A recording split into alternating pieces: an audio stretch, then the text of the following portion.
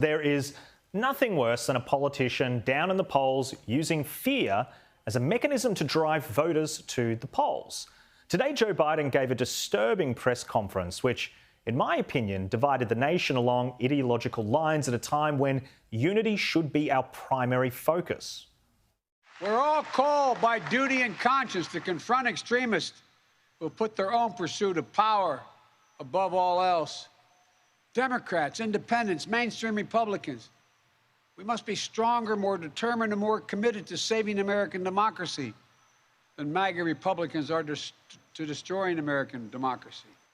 Donald Trump and the MAGA Republicans represent an extremism that threatens the very foundations of our republic.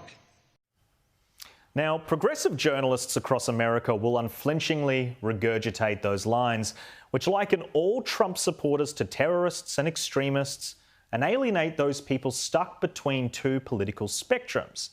Now, make no mistake, Biden's speech was radical and dangerous, and it definitely heightened tensions. And it was a clear strategy to rally support for the midterms and carried the stench of a man worried his grip of power is loosening.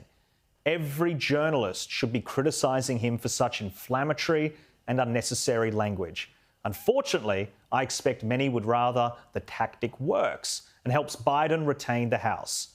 Rather than report fearlessly, my fear is they will simply turn a blind eye. Sophie, the speech, it was definitely emotive, it was definitely powerful, and I'm no big supporter or fan of Donald Trump, but I did find it disturbing. I did think it was divisive. Do you think that this was an intentional media tactic, or do you think that this was his principles coming out? Well, I think this shows a president that's desperate by wheeling out these lines of desperation and attacking Donald Trump. And what we have in America is largely a media contingency that are his fan base, so they rarely call out issues with him.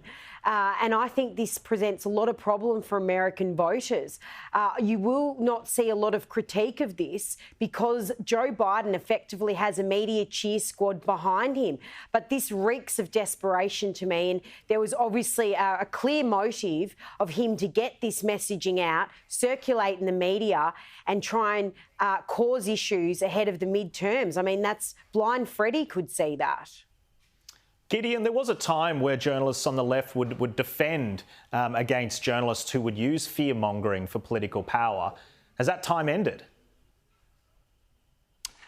I think the most important thing about this story is it discloses that so many journalists, so-called progressive journalists, are willing to go along with what is effectively declaring war on half of the country, on 70 million people who voted for Donald Trump, that are willing to overlook this gross corrosion of American democracy because it suits their particular narrative. I think this is probably the most disturbing speech I've seen out of any, certainly in the US, in my entire life. I think this is a sign that the US could be in civil war by the end of the decade. I think sadly, and I say this as a millennial who's grown up his entire life enjoying the very best of the fruits of the era of the US-based order and US supremacy, a sign of civilizational twilight in America.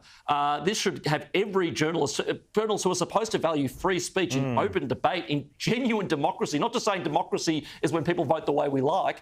They should be yelling from the rooftops that this is not on and this is a very, very, very toxic element in American discourse. The fact that they don't shows how far gone certain parts of the media are in the US and indeed around the world. Yeah, and I don't even know if it's going to work because, in my opinion, the best way of combating bad ideas is just more discourse. And this feels like a way to limit the discourse and intentionally mark anybody that voted for him as being, quite honestly, a threat to democracy was effectively what he was saying. I think it was a very poor decision and very dangerous.